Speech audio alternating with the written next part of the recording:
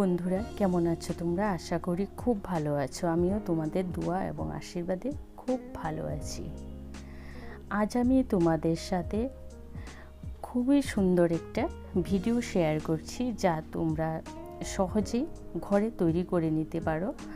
অনেক সময় কি হয়, এই যে জিনিসটা বাজারে কিনতে পাওয়া যায় না, তাই তোমরা ওইসব ঝামেলা থেকে কিভাবে মুক্তি পাবে সেটাই আমি তোমাদের সাথে শেয়ার করছি। তবে এই ভিডিওটা শেয়ার করার আগে যারা আমার চ্যানেলে নতুন আছো, প্লিজ আমার চ্যানেলটা সাবস্ক্রাইব করে পাশে থাকা বেল আইকনে ক্লিক করে দিও। তাহলে যখনই আমি এমন নতুন নতুন ভিডিও আপলোড দেব, সবার আগে পৌঁছে যাবে তোমাদের কাছে।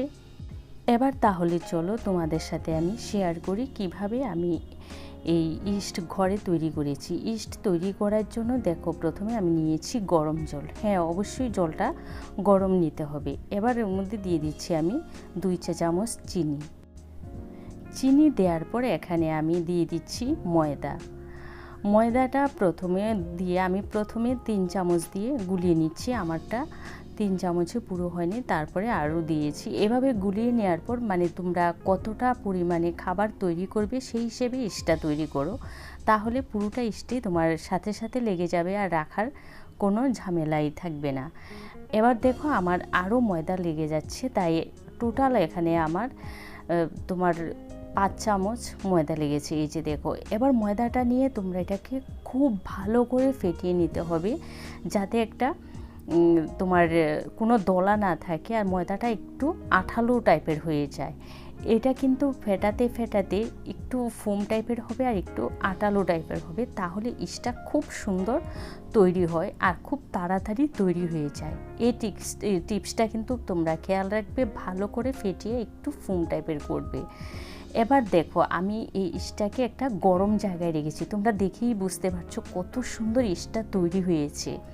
আমি কি করেছি, এই ইস্টটাকে রান্না করার সময় সকালে তৈরি করেছি আর গ্যাসের ওভেনের নিচে রেখে দিয়েছি, যার কারণে আমার এই ইস্টটা তৈরি হতে মাত্র 7 ঘন্টা লেগেছে। আর এমনি সময় আমি যখন তৈরি করি 10-12 ঘন্টাও লেগে যায় ইস্টটা পড়তে, কারণ আমি কিন্তু এখন ইস্ট ঘরেই তৈরি করে তারপরে খাবার দাবার তৈরি করি। কারণ এই ঘরে তৈরি করা ইস্ট হলো সবচেয়ে ভালো এবং একদম কোনো ভেজাল মুক্ত ছাড়াই এই ইস্টটা তৈরি হয়ে গেছে। তোমরা দেখো তোমরা কখন বুঝতে পারবে যে ইস্টটা তৈরি হয়েছে, যখন উপরে এমন বুদবুদ ফেনা টাইপের থাকবে। এই কিছুতেই এটা তুমি যতই নাড়ো না কেন, এটা কিন্তু নষ্ট হবে না। এই যে ফেনা টাইপটা, তখনই তুমি বুঝতে পারবে যে তোমার ইস্টটা পুরোপুরি তৈরি। দেখো, আমি অনেক নেড়েছি, এটা কিন্তু কিছুই নষ্ট হয়নি। এবার এটাকে তোমরা ফ্রিজে রেখে দিতে পারবে তোমার 2 থেকে 3 দিনের জন্য। কিন্তু আমি বলবো যে যখনই তোমরা খাবার তৈরি করবে, তখনই এই ইস্টটা তৈরি করে তারপরে খাবারটা ব্যবহার করে নিও।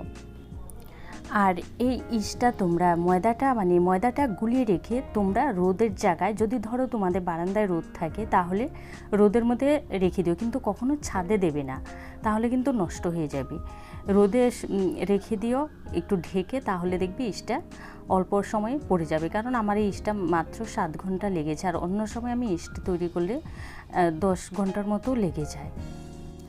আশা করি আমার এই ভিডিওটা তোমাদের খুব উপকারে আসবে, আর ঘরেই একদম ভেজাল মুক্ত মাত্র 2টি উপকরণে ইস্ট তৈরি করে নেবে।